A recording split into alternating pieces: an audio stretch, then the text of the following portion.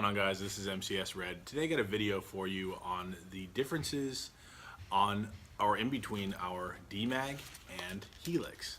You get a lot of questions all the time. Are these mags compatible with this gun, or can they feed shape projectiles, first strikes? What are the benefits of one another? So in this video I'm going to address that. There are not a lot of differences between both of them, but it's kind of the evolution of magazines within RAP4, the MCS company itself. So start off with the DMAG. You got a 14 round option and you have a 20 round option. There also, at one point in time in our existence, there was a 30 round option, which is discontinued. But what we have left are these two configurations. The 14 round DMAG shape projectile version comes with every complete marker that you get. So you're going to get one 14 round shape projectile option with each gun that you purchase. So you just keep that in mind. That's what you get here. The DMAG itself was our first magazine outside of the round head, and it was designed for round ball. It has a very, very, very soft spring, and it's a straight feed, so it works a lot better with people who are entry level into the mag fed world and or don't have the luxury of being able to bring in their own paint to play.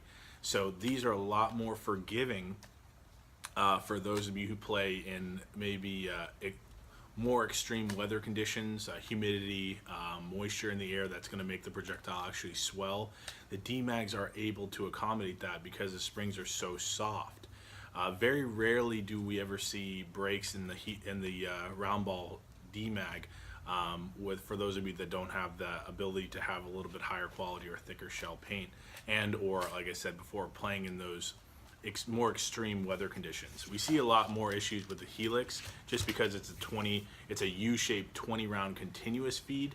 That is because obviously the spring is a lot stiffer, and then the ball is traveling in a longer path into the breech, whereas you only have the straight feed here. So the difference between the DMAG, which like I said is going to be more for those entry-level players, those of you who want to bring to life a couple different looks, as far as like maybe a sniper platform, the 14 rounds do really well, just for the fact that you can set it up on a bipod, and it won't hit the ground before your bipod, which is nice. Both of these mags are capable of feeding shape projectiles. So you don't have to do that. You don't have to worry about that. The only difference that you'd have to, or the upgrade that you'd have to do, is the spring, and that's very affordable. You just pop this off. They're completely toolless. There's another video that I've done that I take apart both magazines to show you how easy it is to clean and maintain these bad boys. Downside for some people that may not like it is they require to be flipped.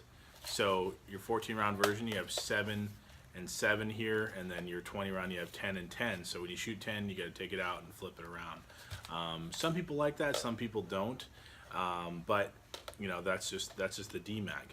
Now moving forward to the Helix, which is the evolution of the DMAG. This is probably the most common magazine used. It's what people pretty much gravitate towards, just because it has that M4 look. Fits in most M4 pouches, same as these, but people just like the 20 round continuous. They don't have to worry about the flipping.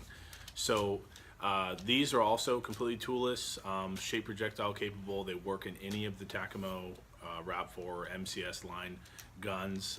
Both of these do, so you don't need to worry about, oh, if I buy this, it's not going to work. Don't worry about that. It will work in the DMAG well. The new insertion for the Helix, like what you can see here, this is the same one, just a different look. You can see how easy. One of the biggest gripes that we had before with the Takamo line, with the DMAGs especially, was having to essentially tap in the marker tap in the magazine from the bottom. A lot of people didn't like that. Well, with the new magwells and then the new feed towers and shells for the DMAG, I no longer need to do that. I can just insert from aggression from the bottom, always like this, hold it from the bottom, put it right in there. This magazine is not going anywhere. Same thing for the Helix. The new Helix 2017 version is going to give you that very close AR type of rocking when you insert your magazine. So as long as you're holding it from the bottom, insert it with force from there, you're going to be fine. It's going to lock every single time on different magwells. It's going to be the same type of feeling here. I'll pull a Hurricane off the wall so you can see. Same magwell, same magazine. Good here, same thing. It's not going anywhere. You can see here, it's locked into place. It's great. So this is something that we addressed quite earlier this year because a lot of people had that issue. So that's one thing you don't need to worry about the Helix. The best thing about the Helix now is the upgradability options. So you have your dual mag clamp couplers, so you can run your dual stack. You can even run a quad stack if you wanted to, or even 3 if you want to do that too. So for those of you running the full auto options, you have that ability. We also have the Ranger plates now, the Raptor plates. These are great and add for solid functionality when you're putting them in magazine pouches. You're able to pull up from there.